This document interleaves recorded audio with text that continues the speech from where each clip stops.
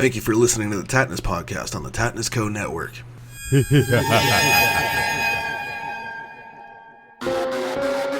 Welcome, ladies and gentlemen.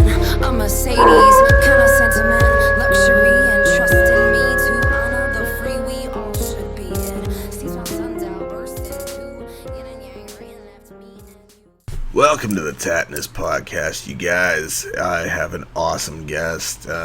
He's been a busy guy. You could tell he's when I was talking to him, he was pretty burnt out on how much work he's had going on, and I don't blame him. He's been such a busy cat. Long days on the job doing Clown Motel 2.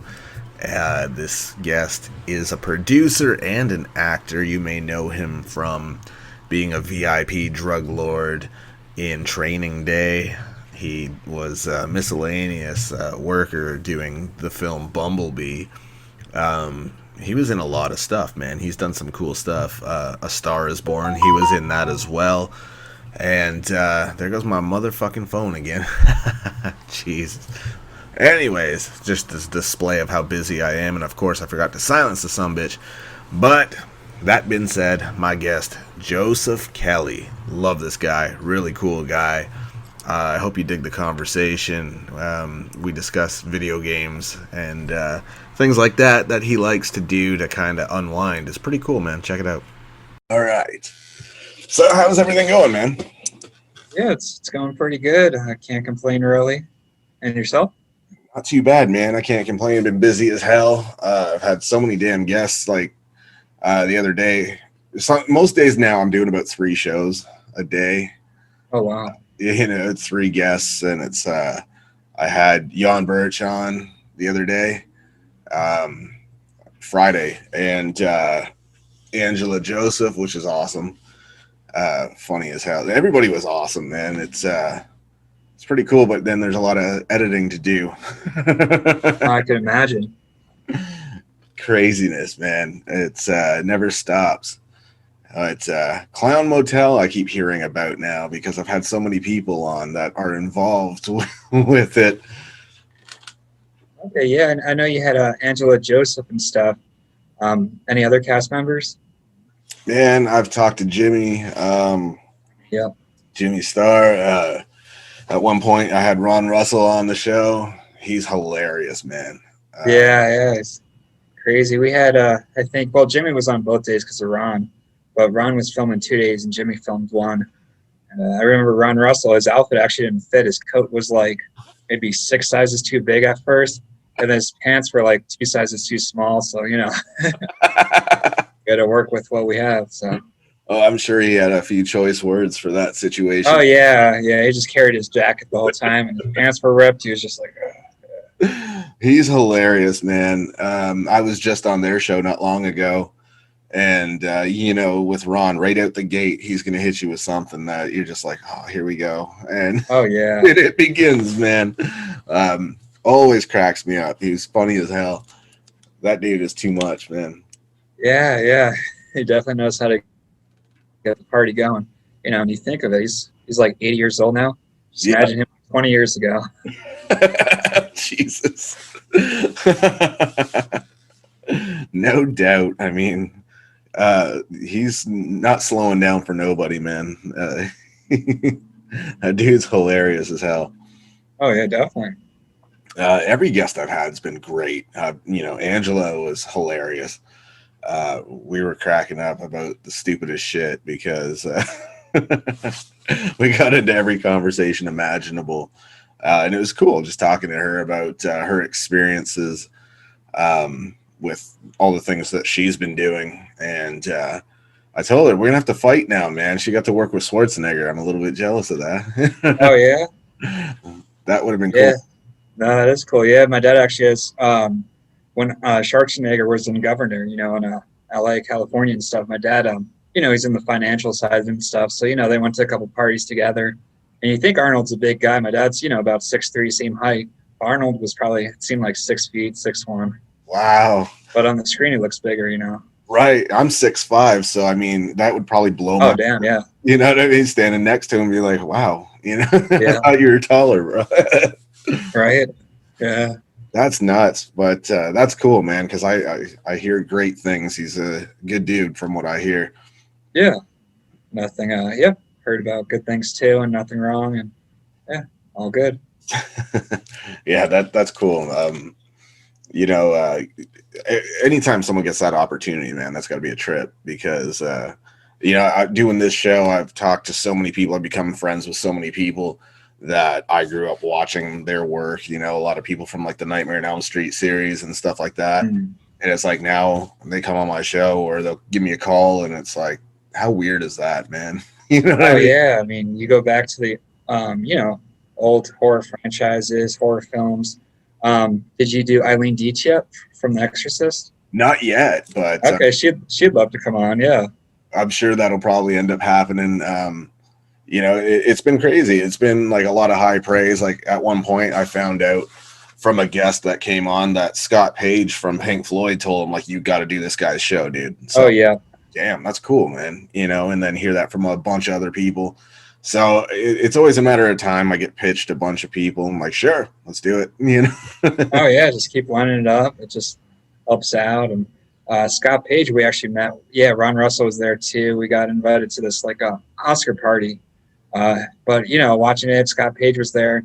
You know, it's good Oscars to watch. You know, it's dinner watching the Oscars, and then probably about 30 minutes in, they just turn off the Oscars and they start doing a fashion show, and I'm like, what's this?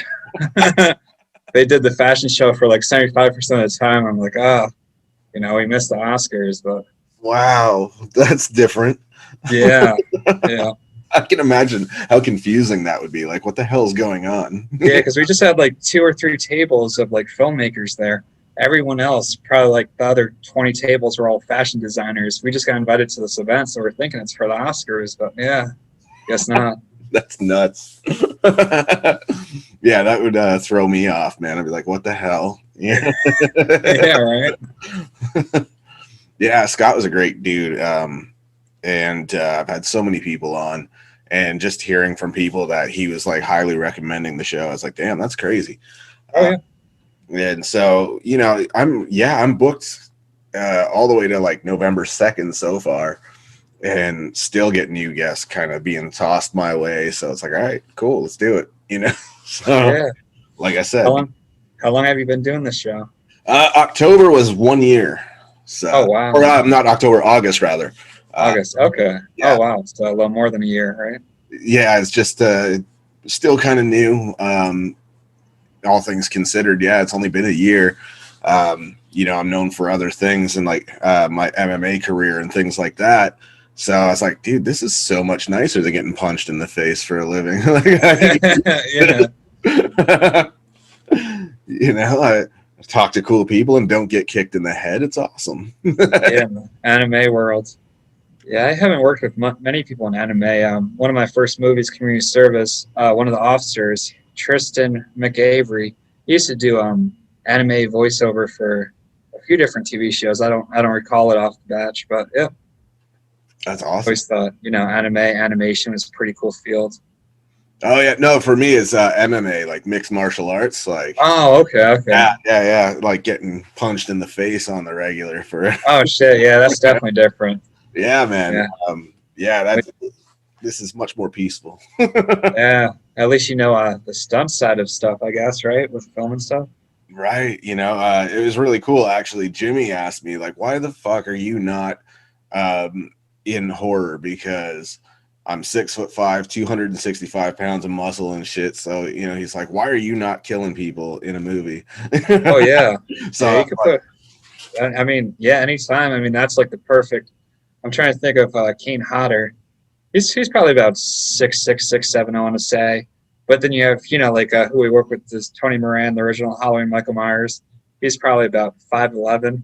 And then we have Ari Lehman, the first Jason Voorhees, but he was a kid in the lake. right. He's probably like 5'8", you know. But yeah, you don't have a good size. Let's say any size from like 6'2" to 6'6". That's like perfect. Yeah, man. And I was like, dude, anytime that opportunity presents itself, I'd be all about it. So, and Jimmy's like, well, we got to make that happen then. So I'm like, shit, you never know when that's going to happen. So, Yeah. We'll be in touch with Jimmy and Yeah, keep it, yeah. Whenever we think of something like, hey, wait, remember this big guy? Because I only know a few different big guys. Like I don't know if you know Casey Hendershot. Yeah. Um, okay, cool. He stood in for Michael Myers. He's a big guy. He's like 6'6", 6'7". Douglas Tate. I know he did Friday 13th, the New York City one. He's probably about 6'4", 6'5". So yeah.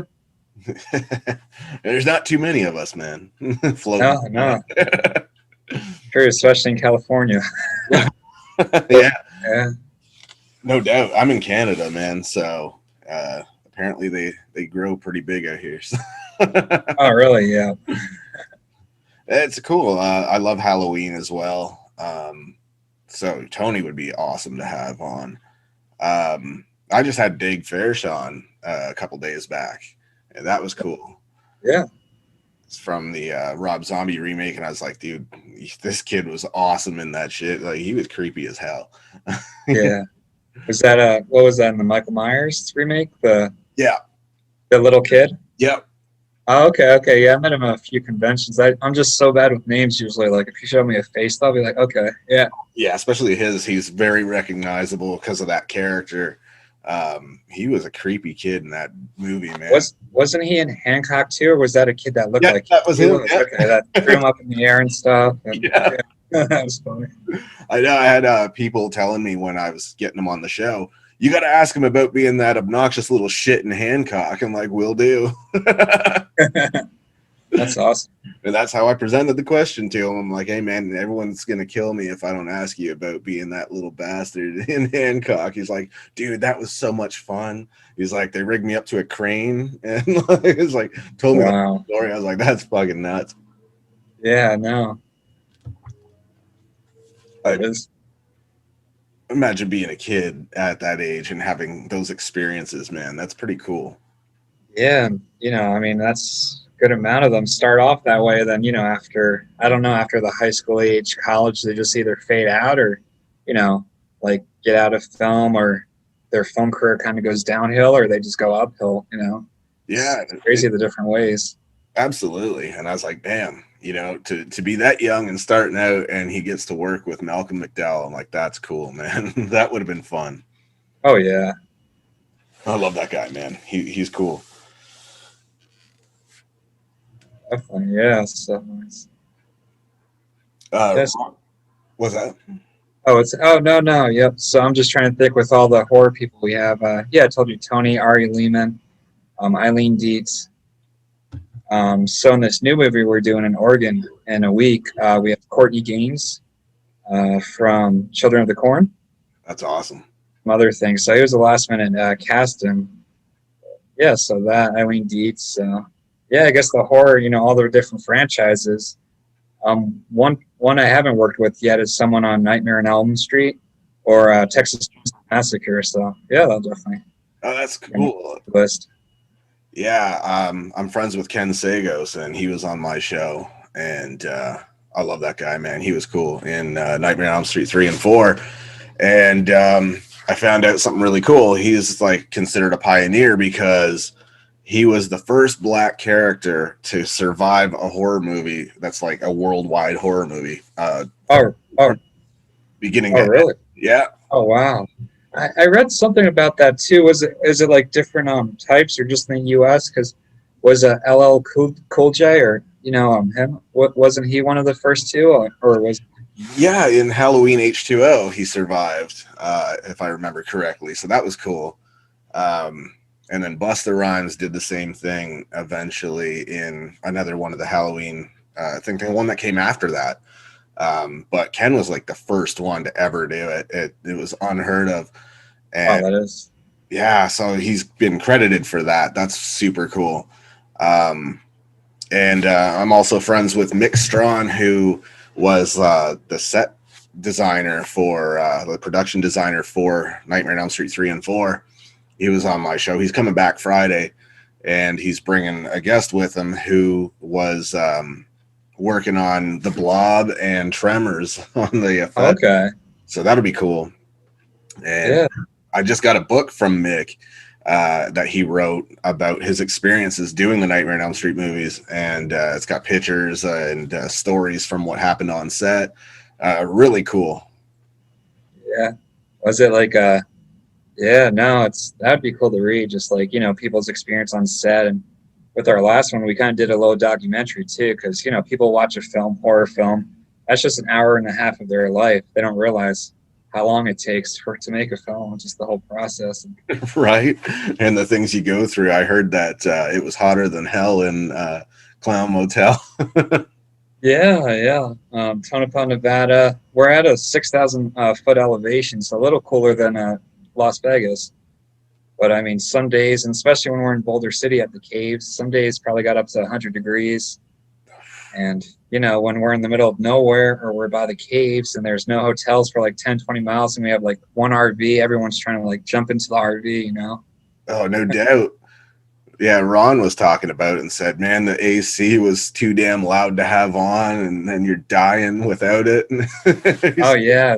Yeah, that was an indoor shoot too. And that was, I think, our third shoot we did, third day of shooting, but just indoors, Universal City. And yeah, even the AC to begin with wasn't working too good because, all the bars, restaurants, they closed down. So they were trying to save money. Right. And Ron was like, it sucks. He said it was fucking miserable because you're so hot and you're just dying, and he's worried about like heat stroke because he said it was so brutal that, that's got to make it hard to focus on what you're doing. Yeah, no, definitely. And yeah, I remember, I don't know if you're familiar with Lauren Landon from Airplanes 2 and stuff. So she was on the set too. She was in the scene as a bartender. She's like, Joe, do you mind if I try something? So it's our first take. I'm coming in with a couple military personnel, and she's like the bartender. It's supposed to be like an undercover bar, and she's pretending she's a bartender. But first thing she does is take a scoop of ice and just start putting down her shirt. I'm like, what the hell is this? She was just on my show not long ago too. So yeah. Oh, yeah, she's actually from the same place I am, from Toronto. So. Oh, nice. Yeah, so that was cool. I didn't know that, but she was hilarious too. And yeah, man, that's another person from the movie that's been on the show. I'm just rolling through the cast, man. It's pretty funny. It's like it seems like a good handful of people. I forget how many damn people now, because it's like each day it's like 2-3 shows a day, and it's like such a blur.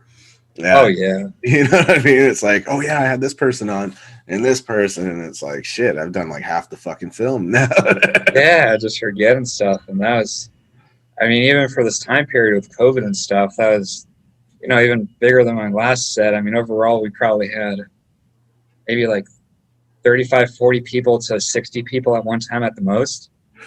But then it's a matter of just all the travel, because from LA, it's a 7-hour trip. Boulder City is like another 4 hours from there, so we just did like a little round trip. But yeah, just like travel and lodging alone, I think cost us like 15 or 20,000. Yeah, that's brutal. That's why I say next film I'm just doing local. Right, traveling is great and all when it's not costing you a fortune, and oh yeah, eventually you get tired of it. Yeah, definitely.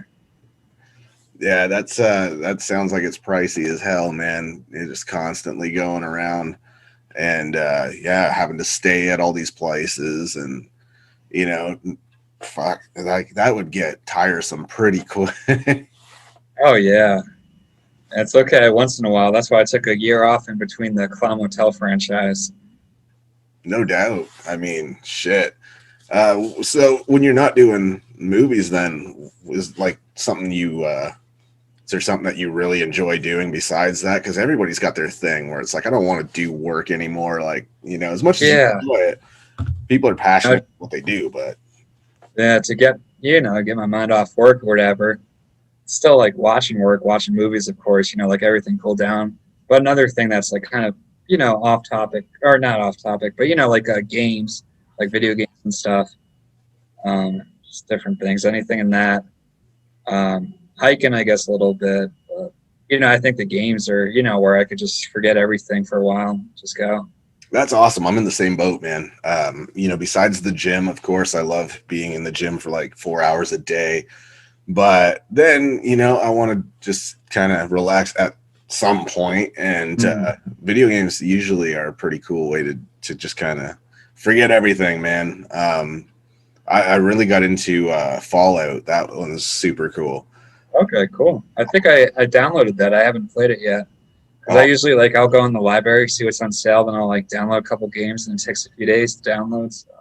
Yeah, I got a couple of the older ones that were really good, and because it's all post-apocalyptic, it's pretty open-ended, so it's you get to do whatever the hell you want, really. And that's cool. It is really cool, man. You get right into it. They've had a lot of cool voice actors on it too.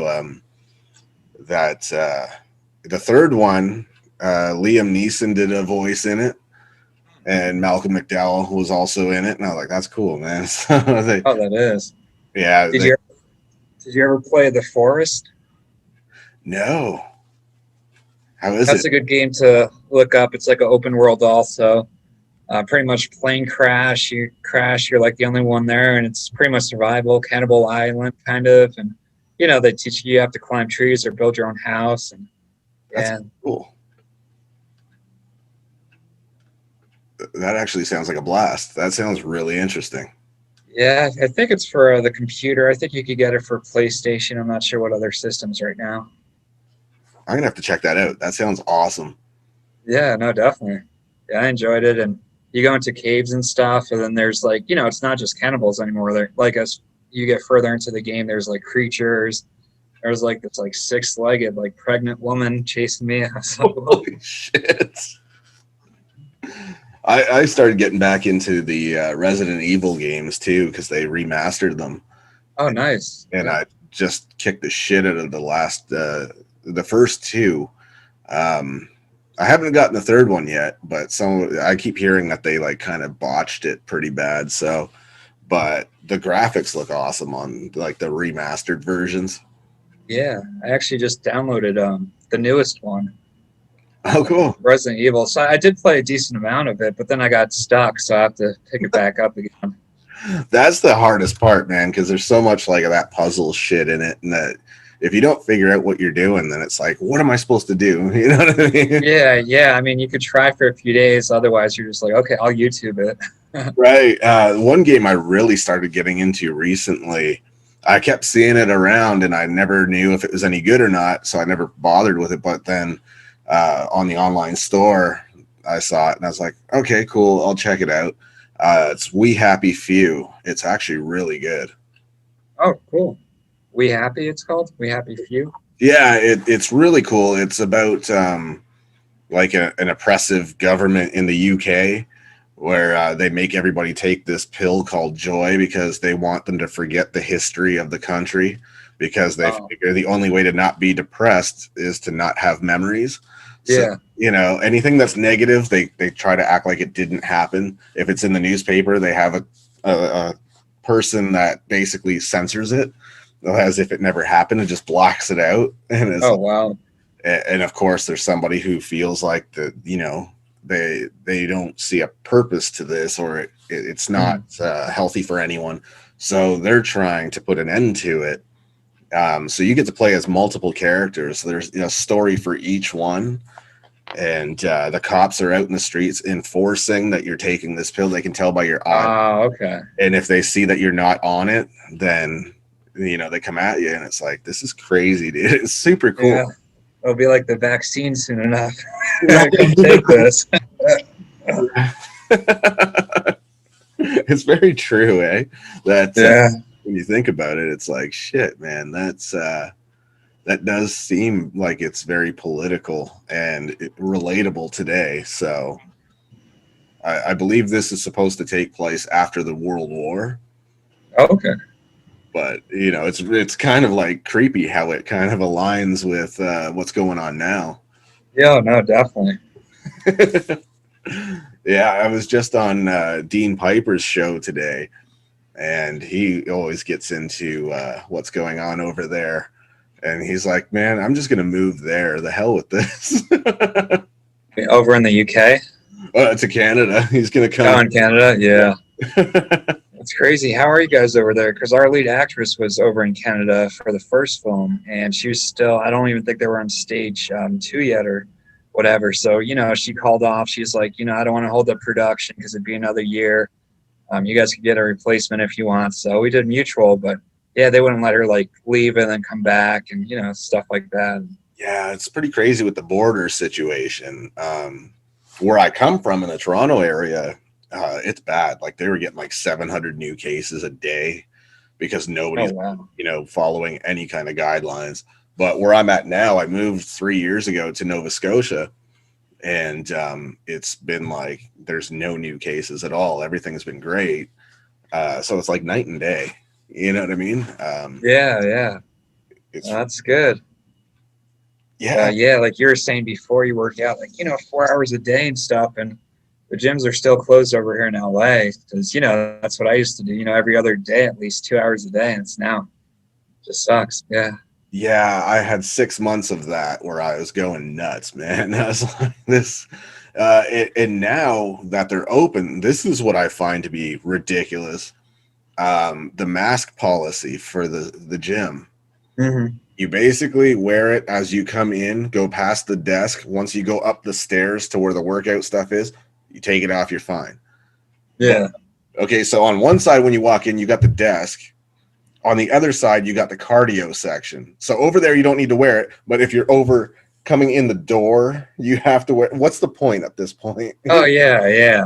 It's like, hey, cardio, okay, I'm going to go on the treadmill, run and stuff. It's hard enough if you're like running, with a mask and stuff. But it's like, I can understand if you're just doing some free weights and stuff, that could be different, like presses. But I don't think I could do cardio with the mask on. No, and you don't have to. That's the thing. So it's like, then why do you have to wear it coming in the front door? If you're just I know. have to go do cardio off to the right, and then off to the left is where the desk is. So when you pass the desk, you have to wear it. Yeah. It's what? It's like, I guess it's kind of the same thing with like the restaurants, right? Like when you come in, go there, you sit down, oh, you're okay. Right. It's like, I don't think you guys understand how this works. What I mean? I feel like it's a placebo effect at that point. Mm-hmm. Because the desk. Yeah. I just can't wait. I'm thinking hopefully by the spring, everything's 90% back to normal. Yeah, I mean, it's really strange because, the gyms here are open and everything's good again with that. It's just a really bizarre mask policy. So things must be getting crazy for you guys if they're still closed. Yeah, I mean, LA. If I'm looking at everything, I think LA's maybe like one out of like maybe like 5 or 10 states are closed like us. Like 40 of the states are pretty open. Even like in California still, like Bakersfield, 2 hours away, you could go to the gym. You could go to Orange County an hour away and go to the movie theaters. You can't do that here. But then you could go on the American airline and be seat right next to each other, Just, I don't know. It's kind of weird in that sense that it just seems like they don't really give a shit too much. It's like we'll put some things in place, and then like you're saying, in other situations, like Oh yeah, it doesn't make sense. Yeah. And I know once for like travel. I guess that's you need travel. Movie theaters, you don't need a movie theater, and we miss it. Right. But if we do the right thing, they already moved out. I think half the seats already. It's nuts, man. I do feel bad for all the businesses that are like just hemorrhaging money, being closed for months on end. Even the gyms here, they had like a thing where they were freezing your account so you weren't being charged because you couldn't go. So, they're definitely losing a lot of money.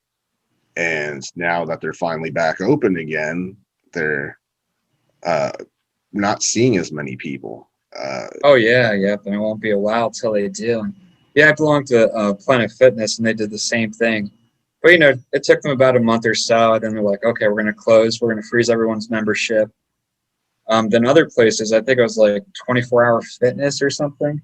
I think they just went bankrupt. But before that, they had everyone's membership for about 2 or 3 months when this virus was going on, still renewing their membership, even though everything was closed. So people got pissed about that. And No doubt. yeah. Yeah, people would not like that. You're paying for something you can't use. Oh, Yeah. yeah, definitely. And they still go under. Like, that's nuts, dude.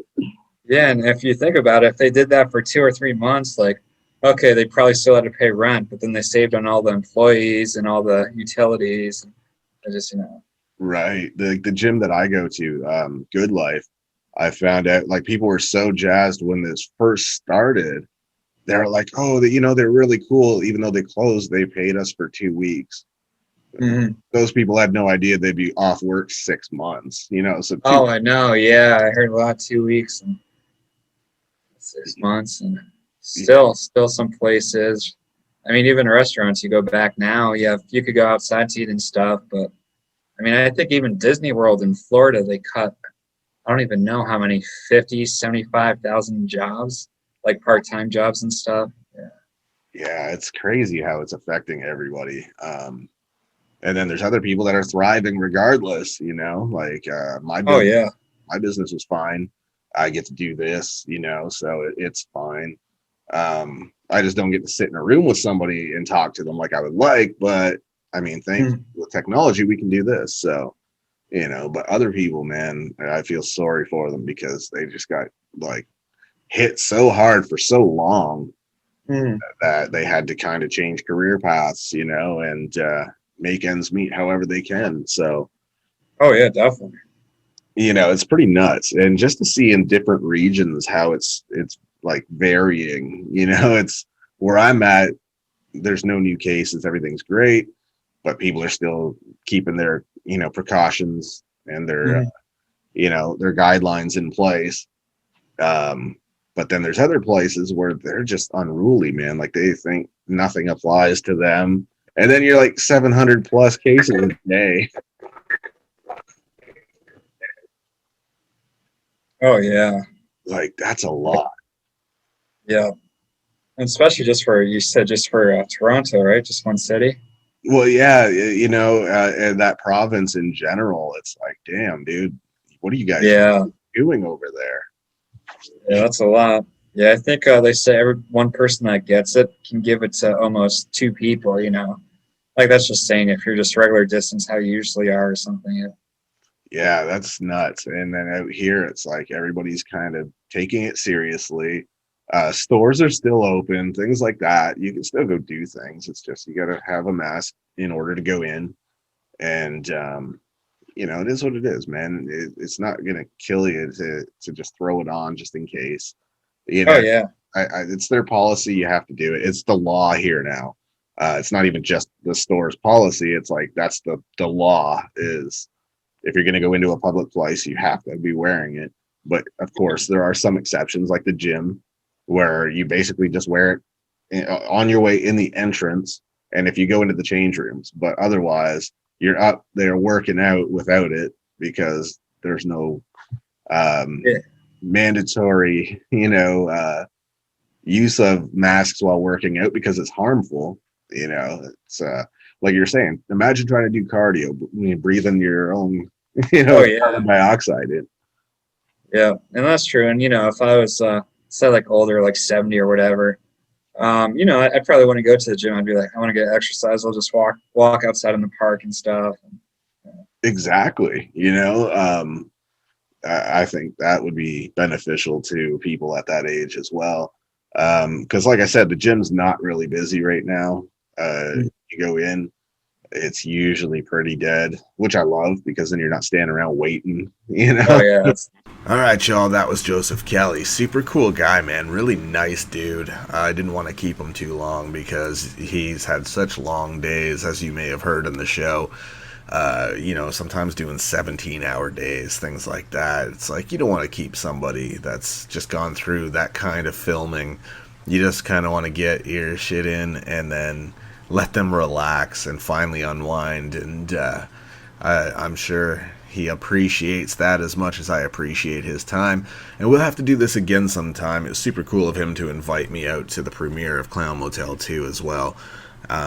If the borders are open, I will definitely be taking advantage of that opportunity and, get to see all the hard work they've put in pay off. A lot of my friends are in that film and, responsible for that film, so it'd be cool to go out and support them. I appreciate y'all listening, man. I hope you dug the show.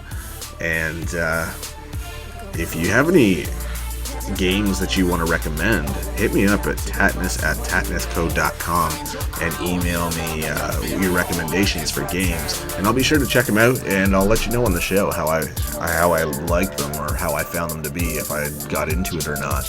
Because sometimes I get a little bit of spare time, and I like to play some games just to kind of unwind. So let me know what your favorites are. I'll catch your asses later, man. I will not speak to your smallness, a destruction of the fear in us. I have yet to know what